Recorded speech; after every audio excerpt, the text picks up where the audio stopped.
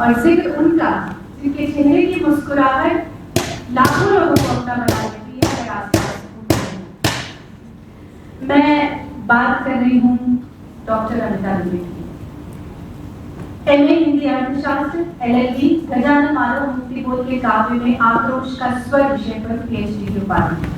अगर मैं पुरस्कृत कृतियों की बात करूं तो पुनर्वास, दीपक सामंत, सुखमनी, ऐसा मन करता है और एकांतवासी शत्रु अपने आप में हमारा पुस्तक। प्रकाशित कृतियों की बात में समालोचना में बात होगी छायावादी काव्य पथिक महादेवी निराला, आक्रोश के कवि मुक्तिबोध, अनुभूति के विवरण, दीपक सामंत, कहानीकार मुक्तिबोध, अनूठे सत्य और भी बहुत लंबी है।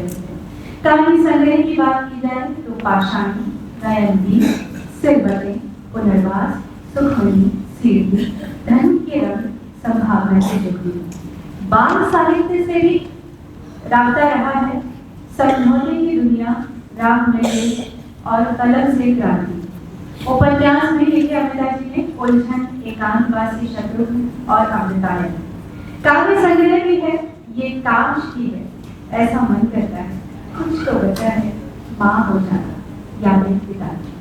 समीक्षा की, कविता की आहटें, कविता की पच्चा, कविता की अनुगूंज, कविता की प्रतिध्वनि, कहानी की कलम और संपादन किया नीरम लोक, कलम और मुस्कान का। अनुदित कृतियां रही सुखमनी कहानी संग्रह, माँ हो जाना और यादें पिता की। तो आज की ये जो प्रस्तुति है हमारी बंद रास्ते, आज की अंतिम प्रस्तुति, लेकिन 17 दिनों में 50 कहानियों का ये सफर तो जारी रहेगा और आप रोज आते रहे, रोज हमारा हौसला बढ़ता रहे, हमारी कहानियों से, हमारे कहानीकारों से, हमारे कलाकारों से। तो बंद रास्ते प्रस्तुत है, लेकिन उसके पहले आइए सुनते हैं समारोह गीत। और ये समारोह गीत जब तक आपका मनोरंजन करेगा तब तक हमारा सेट पर्दे के पीछे तैयार हो चुका है। तो आइए आनंद लेते हैं समारोह गीत का। देखिएगा डॉक्टर अमिता दुबे।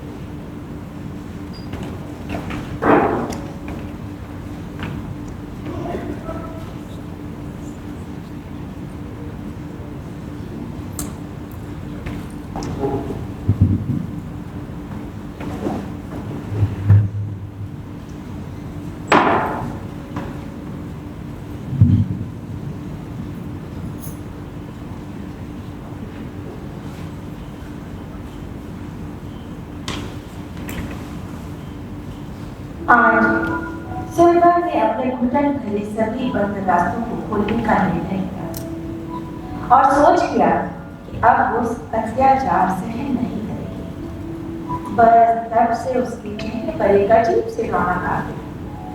बुझा बुझा सा रहने वाला चेहरा गुलाब के फूल के समान खिल उठा। सुरभा और मंत्रा दोनों एक साथ ही पढ़ते हैं।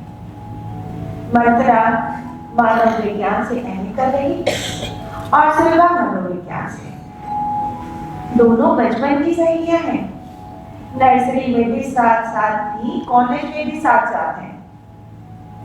सुरभा ने मंत्रा के ही कारण कॉलेज में प्रवेश किया, अन्यथा घर वाले तो विश्वविद्यालय भेजना चाहते थे।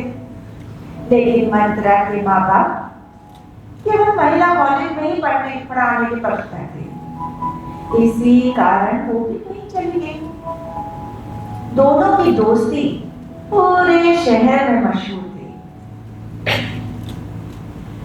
इधर सुरभा कुछ दिनों से बहुत परेशान थी और परेशानी का कारण था उसके पड़ोस में रहने वाला विक्रांत। विक्रांत की मम्मी को सुरभा मौसी कहती थी और विक्रांत सुरभा की मम्मी को छोटी माँ कहता था। दोनों परिवारों में घनिष्ठता तब से थी जब इन दोनों परिवारों के मकान बनना शुरू हुए थे। सुरभा जब यहाँ रहने आई थी तो मात्र 1 साल की थी और विक्रांत कोई 4 साल का रहा होगा। दोनों भी साथ साथ खेला करते, एक ही बस में बैठकर स्कूल भी जाते। अक्सर विक्रांत, जिसे सब बिक्कू बिक्कू कहते हैं, सुरभा की पढ़ाई में मदद भी करता, उसका होमवर्क भी करता और साथ में खिलाने के लिए पार्क में भी ले जाता। पर खेल में वो सुलभा के ऊपर हमेशा हावी रहता था। किसी दूसरे बच्चे के साथ उसे खेलने नहीं देता, घुलने मिलने नहीं देता। सुलभा के पास कोई दूसरा बच्चा आता तो वो उसे भगा देता और सुलभा को घर वापस ले आता। मन भर कर खेलने भी नहीं देता था। मम्मी पापा से उसकी छोटी मोटी शिकायत करता। मम्मी भी सुलभा को डांट कर कहती, ए सुलभा, जैसा विक्रांत कहे वैसा ही करो। विक्रांत तो खुश हो जाता, पर सुलभा को उसके ऊपर बहुत गुस्सा आता था। इसी कारण वो जानबूझकर ऐसे ऐसे काम करती जिससे विक्रांत उसे मना करे और वो मम्मी से शिकायत करता और सुलभा भी गुस्से में मम्मी के सामने उसे उल्टा सीधा बोल देती थी।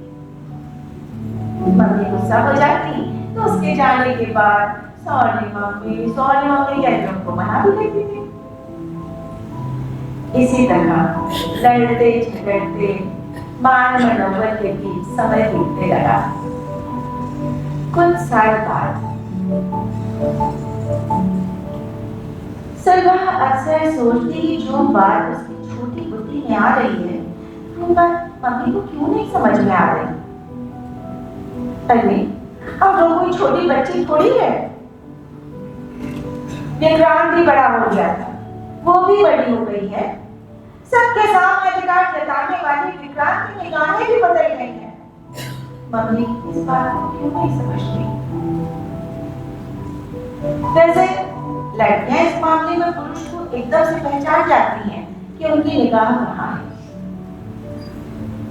एक दिन यही बात सुलभा ने अपनी अभिन्न सखी मंत्रा को बताई तो उसने मजाक में कहा, तो क्या हुआ, तुम दोनों बचपन से साथ में हो, वो तुझे पसंद करता है तो कर लेना शादी। पर सुलभा को गुस्से में देखकर वो गंभीर हो गई। कहने लगी, देख सुलभा, अपनी मम्मी से बात कर। वो विक्रांत की मम्मी से बात कर कर उस पर लगाम लगा सकती हैं या फिर उसके मन में जो गलतफहमी है उसे दूर कर सकती हैं। उसी दिन की बात है, कॉलेज से लौटते समय एक घटना हो गई जिससे वो दोनों बहुत परेशान हो गए। हुआ कुछ यूं कि कॉलेज के पुस्तकालय में लगभग 3 घंटे बैठकर दोनों लोग अपने नोट्स बनाते रहे, जिसकी वजह से घर लौटने में देर हो गई। घड़ी देखी तो 6 बज गए थे। सर्दियों के दिन थे। दोनों लोगों ने जल्दी जल्दी अपने नोट्स संभाले और उठ गए। अगले 2 दिन छुट्टी थी, इस कारण किताब इशू कराकर बाहर निकले। अचानक न जाने कहां से विक्रांत रास्ते में सामने आकर खड़ा हो गया और बड़ी बदतमीजी से सुलभा से बोला,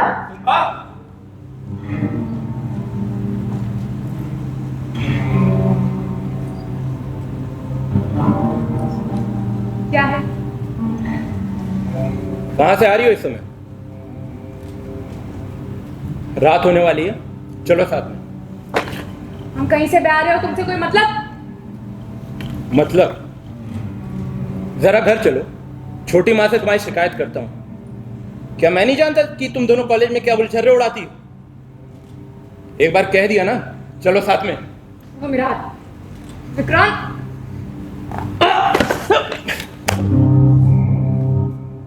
मैं कहीं भी जाऊं, कुछ भी करूं, तुमसे कोई मतलब? तुम कौन होते हो मुझे टोकने वाले?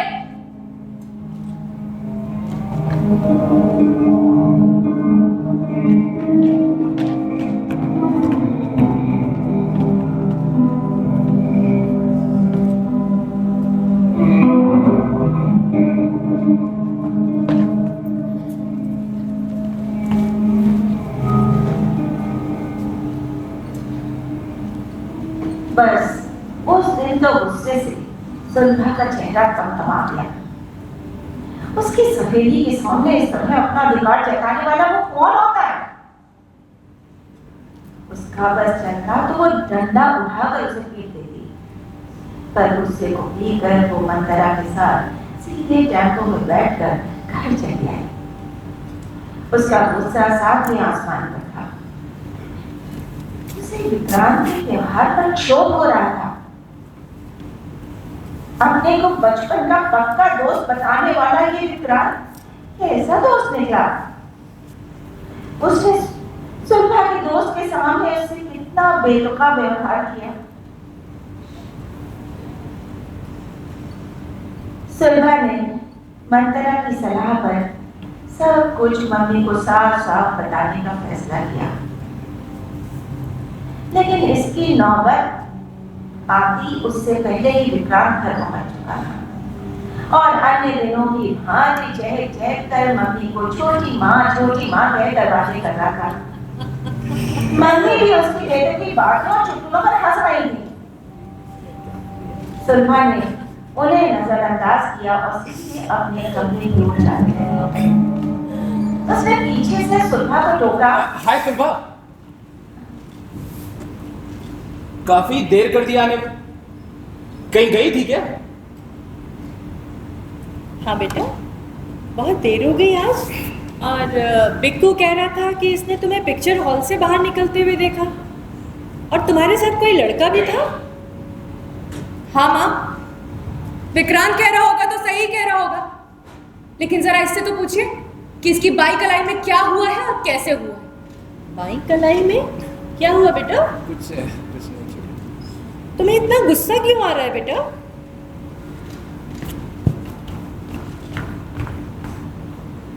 बस बिना एक पल गवाए उसने मम्मी को सारी बात बता दी।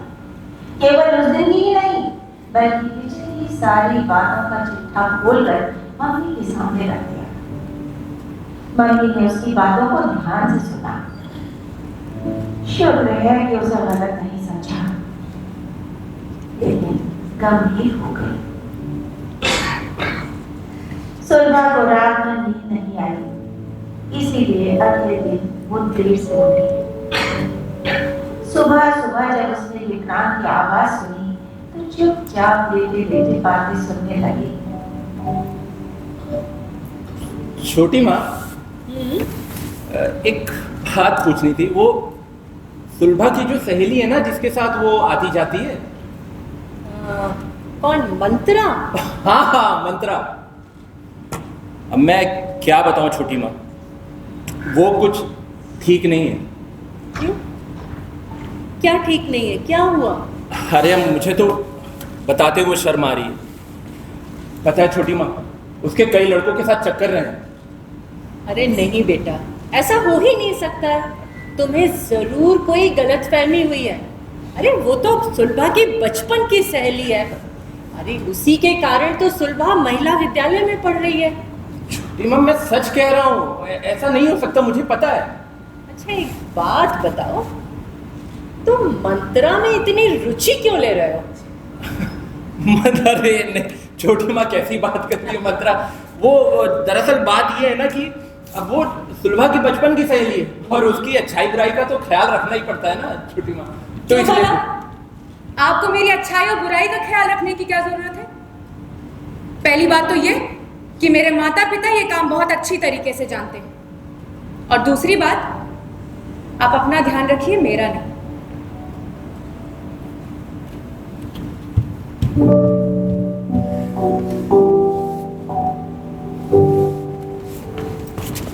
रोज की तरह आज छोटी माँ ने सुलभा को टोका नहीं। इस पर विक्रांत को आश्चर्य हुआ। वो अपने घर चला गया। बात आई गई हो गई। सुलभा ने मंत्रा को सारी बातें बता दी और खुश होकर कहने लगी, चलो बला टली। लेकिन बला टली कहाँ बला? बला एक बार जीवन में आए तो कुछ न कुछ करके ही जाती है। सुलभा को एक भविष्य दृष्टा तो थी नहीं जो आगे की बातें जान पाती। अगले हफ्ते शनिवार का दिन था। बूंदाबांदी हो रही थी। पापा मम्मी से पकौड़ियां खाने की फरमाइश कर रहे थे। तभी घंटी बजी। सुलभा ने दरवाजा खोला। विक्रांत की मम्मी थी और उनके हाथ में मिठाई का डब्बा। नमस्ते भाई साहब। नमस्ते बहन जी। अरे मौसी, ये मिठाई का डिब्बा कैसा? बताती हूँ इतनी जल्दी भी क्या है। भाई मम्मा कहाँ है? अब मैं बुलाती हूँ। और भाई साहब आप ठीक है? जी हाँ, मैं एकदम ठीक हूँ। भाई साहब ठीक ठाक हैं? बिल्कुल। माँ, आ रही हो बेटा? स्वास्थ्य आपका एकदम ठीक है ना? जी हाँ, एकदम ठीक हूँ। अरे बहन जी नमस्कार, कैसी हैं आप? बिल्कुल ठीक, आप बताइए। बिल्कुल बढ़िया। लीजिए मिठाई पकौड़ी खाइए। माँ, धन्यवाद। मौसी मिठाई का डब्बा लेके आया, देखा? अरे बहन जी, मिठाई का डिब्बा किस लिए? बैठो बैठो बताती हूँ। हाँ जी। देखो बो, आज मैं तुमसे कुछ मांगने आई हूँ। मिठाई का डिब्बा लेकर? हाँ, बिल्कुल बिल्कुल। देखो मैं सीधे सीधे बात करती हूँ। मैं अपने विक्रांत के लिए सुलभा का हाथ मांगने आई हूँ।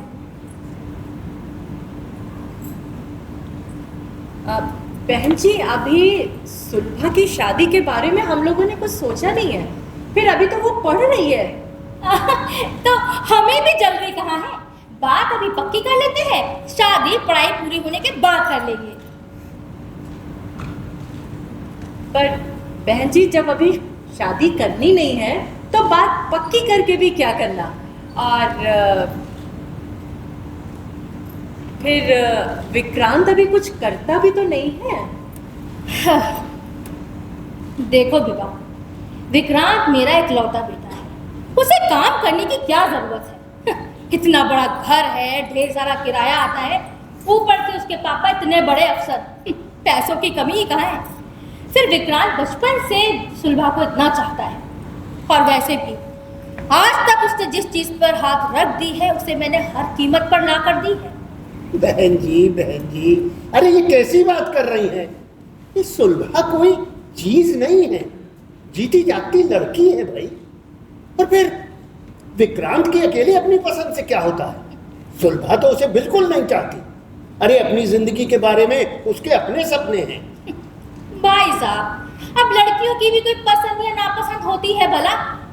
विक्रांत से अच्छा लड़का सुलभा को कहीं नहीं मिलेगा, और आप लोगों को तो शुक्र करना चाहिए कि घर बैठे लखपति दामाद मिल रहा है।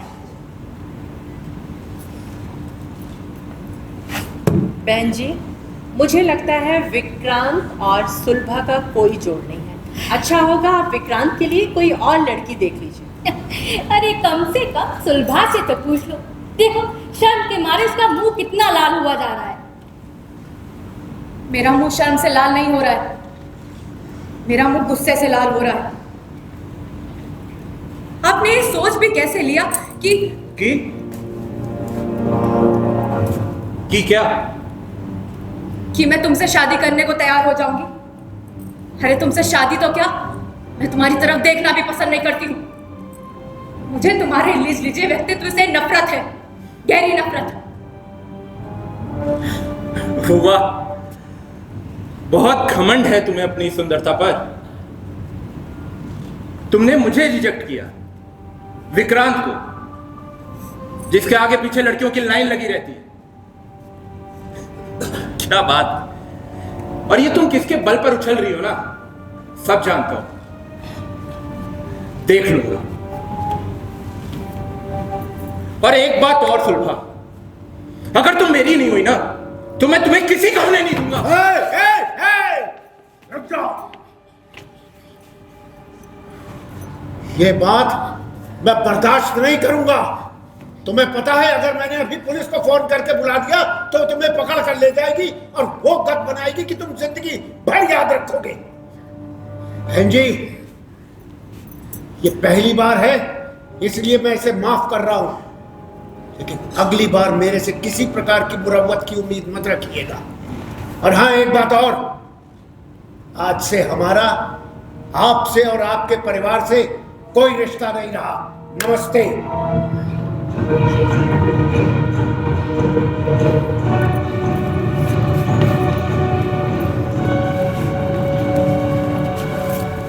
तीन दिन शांति से बीते। विक्रांत के परिवार से कोई संपर्क नहीं हुआ। सुलभा का चित्त शांत हो गया, उसके सिर से एक भूत उतर गया। वो निश्चिंत भाव से कॉलेज के लिए निकली। रोज की तरह उसे मोड़ पर मंत्रा खड़ी दिखाई दी। और वो दोनों ऑटो स्टैंड की ओर बढ़ जाए। आषाढ़ की चिलचिलाती उमस भरी गर्मी चेत बैसाख की गर्मी को मार दे रही थी। उसमें और मंत्रा ने किनारे रुककर सूती कपड़े से अपने मुंह को पूरी तरह से ढक लिया। दोनों की केवल आंखें ही दिखाई दे रही थी।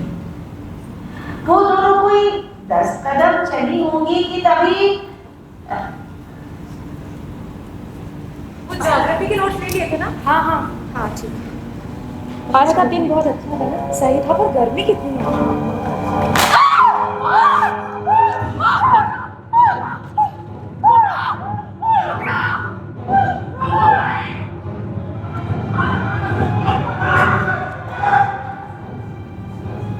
किसी ने सुलभा के चेहरे पर कुछ डालने की कोशिश की।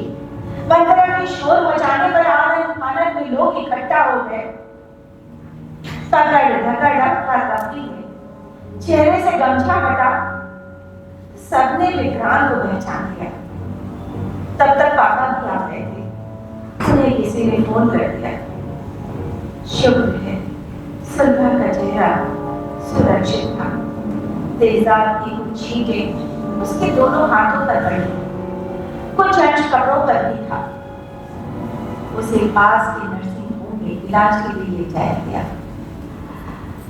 डर के मारे बेहोश हुई सुलभा को कुछ ही देर में होश आ गया था। इसी बीच भीड़ में से किसी ने 112 नंबर पर डायल किया। पुलिस को बुला दिया। मंत्रा और आसपास वालों के बयान दर्ज कर विक्रांत को पुलिस पकड़ ले गई। पापा ने FIR दर्ज कराई। अपने प्रभाव से वो सारे इंतजाम कर दिए थे जिससे विक्रांत की जमानत न हो सके। सुलभा अस्पताल से घर आ गई। विक्रांत को जेल भेज दिया गया। उस पर जान लेने की कोशिश का मुकदमा चलने लगा। 1 महीना बीतते बीतते सुलभा बिल्कुल ठीक हो गई। एक दिन वो कॉलेज जा रही थी कि चौराहे पर मौसी खड़ी दिखाई दी। मानो उसी का इंतजार कर रही थी। वे दोनों हाथ जोड़े हुए थे। सुलभा के आते ही उसके पैरों की ओर झुक गई। सुलभा ने अचकचाकर पैर पीछे कर लिए। मौसी क्या कर रही हैं आप? तुम्हें मेरे प्यार का वास्ता, विक्रांत की जिंदगी तुम्हारे हाथों में। तुम ही उसे बचा सकती हो। तुम्हारी गवाही उसकी बेगुनाही साबित करेगी बेटा।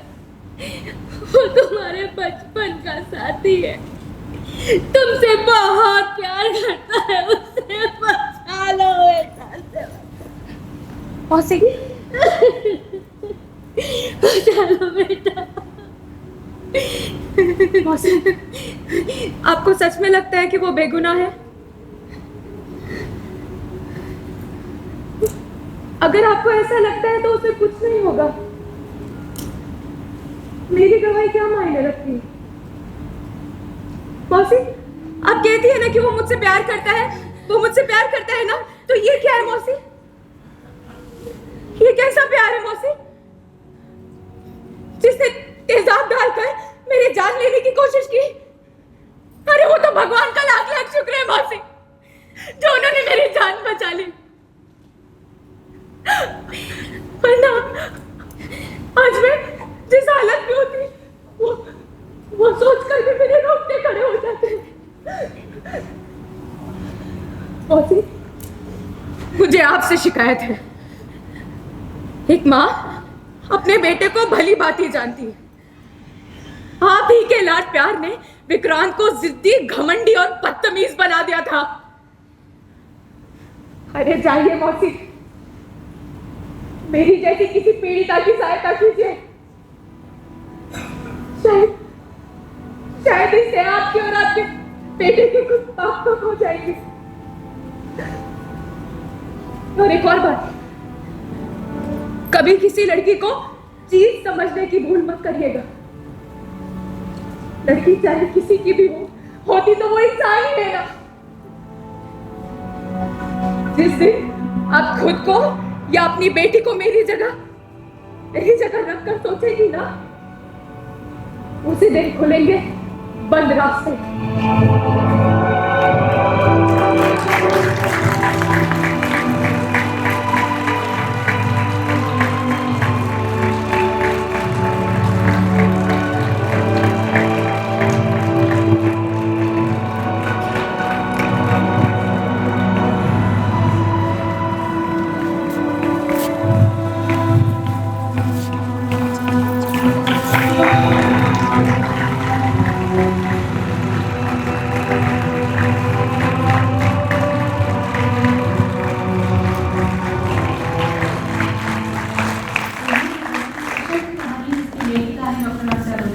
मंच पर नजर आए बंद रास्ते कहानी में नूतन वशिष्ठ जी,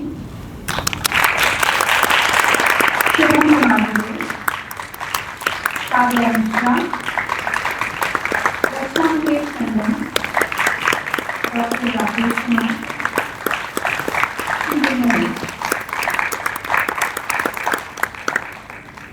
धन्यवाद आप सभी का। ये थी हमारी आज के दिन की आखिरी प्रस्तुति। ये कहानियां आप तक पहुंच रही हैं हमारी लेखिकाओं के कलम के माध्यम से, साथ ही साथ संगम बहुगुणा जी और विकास श्रीवास्तव के निर्देशन के माध्यम से भी। जिस तरह से 3 महीने से हम इन कहानियों पर काम कर रहे हैं, हमारे कलाकार मेहनत कर रहे हैं और साथ ही साथ संगम जी और विकास जी का निर्देशन हमें मिल रहा है, मार्गदर्शन हमें मिल रहा है। मैं चाहूंगी आप दोनों कृपया मंच पर आए। हम चाहते हैं रोज आप मंच पर आए ताकि हम उस पल को बार बार जी सकें, हम इस मंच को भी गौरवान्वित कर सकें। कृपया मंच पर आए। मैं गुजारिश करूंगी संगम जी से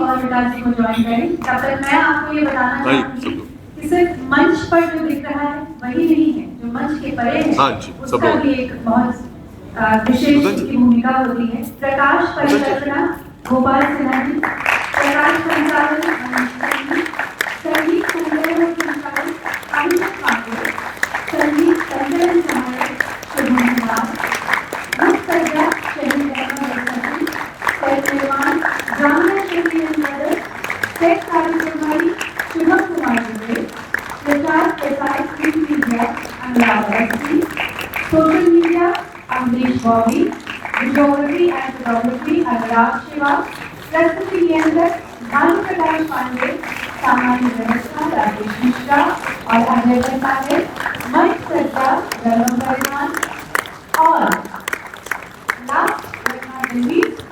ये जो समारोह गीत आप सुन रहे हैं इसको अपने शब्दों से सजाया है हमारे अमरीश बॉबी।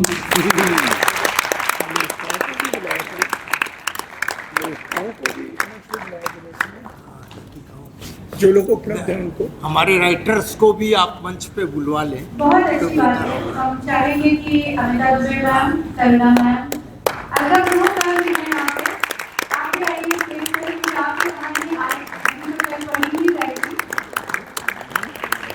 आइए मैम। वैष्णवी आप दोनों प्लीज रिकॉर्ड करें मैम को। वाह क्या सुंदर संगम हो रहा है।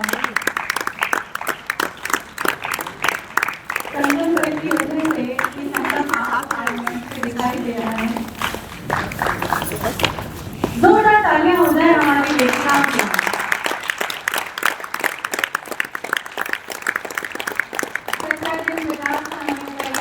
आज तीसरे पड़ाव पे था। कल एक बार फिर हम आपसे मुलाकात करेंगे, रूबरू होंगे, कुछ और बेहतरीन कहानियां आप तक पहुंचेंगी।